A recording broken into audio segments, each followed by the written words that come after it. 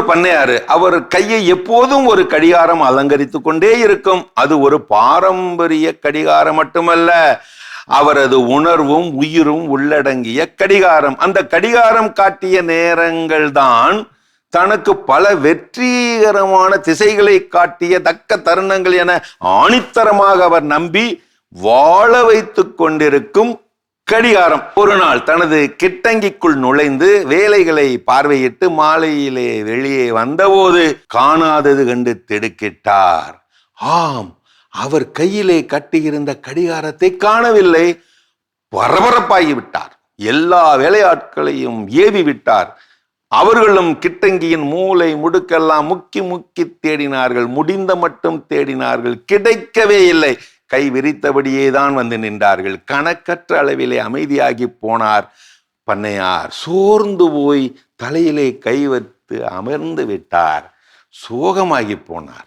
அங்கே விளையாடி கொண்டிருந்த சிறுவர்களை உள்ளே விட்டு தேட சொன்னார். அவர்களும் வந்து சந்து பொந்து இண்டு இடுக்கு புல்லு பூண்டு என எங்கு தேடியும் அகப்படவில்லை. சோர்வோடு வந்து விட்டார்கள். அதிலே ஒருவன் மட்டும் மீண்டும் முயல விரும்பினான். நான் மட்டும்தான் போக வேண்டும் என்று கேட்டான். போ போ, எப்படியாவது நீ தனியாக போய் அதை கண்டுபிடித்து கொண்டு வா, தக்க சன்மானம் நிச்சயம் உண்டு என்று அனுப்பி வைக்கிறார். தனியாக போனவன் 10 நிமிடத்தில் பறந்தோடி வந்து விட்டான் பண்ணையாரின் பாரம்பரிய கை கடிகாரத்தோடு. போன உயிர் திரும்ப கிடைத்த மகிழ்ச்சியிலே, தம்பி உன்னால் மட்டும் எப்படி கண்டுபிடிக்க முடிந்தது என்று கேட்க விவரமாக விவரித்தான் அந்த விவரமான வாண்டு. ஐயா, உள்ளே போனவுடன் நான் கிட்டங்கியின் நடுவிலே அமைதியாக அமர்ந்து விட்டேன். அமர்ந்த நிலையிலே மனதை மெல்ல மெல்ல ஆற போட்டு முதலில் வெளியிலிருந்து உள்ளே வந்த ஒலிகளை எல்லாம் காதார கேட்டேன். அந்த ஒலிகளை எல்லாம் உள்வாங்கிக் கொண்டேன். மெல்ல மெல்ல அந்த வெளியிலிருந்து வந்த ஒலிகள் என்னோடு ஐக்கியமாகி அப்படியே மறைந்து போயின. அடுத்து அந்த கிட்டங்கியின் உள்ளுக்குள்ளே இருந்த ஒலிகளை எல்லாம் காதார கேட்டேன், உள்வாங்கிக் கொண்டேன். மெல்ல மெல்ல அவைகளும் என்னோடு ஐக்கியமாகி மறைந்து போயின. கொஞ்ச நேரத்தில் கிட்டங்கியில் பேரமைதியை நான் உணர ஆரம்பித்தேன். அந்த பேரமைதியிலே எனது உள்ளமும் காதும் பேரமைதியாகி போக கடிகாரத்தின் ஒலியை காதால் தேடினேன். அமர்ந்தபடியே அந்த ஒலியை காதால் தேட தேட அது எனக்கு மெல்ல மெல்ல கேட்க ஆரம்பித்தது. அந்த டிக் டிக் சத்தம் மட்டுமே, மெல்லிய சத்தம் மட்டுமே எனக்கு கேட்க ஆரம்பித்தது. அந்த திசையில் போய் தேடி பார்த்தேன்.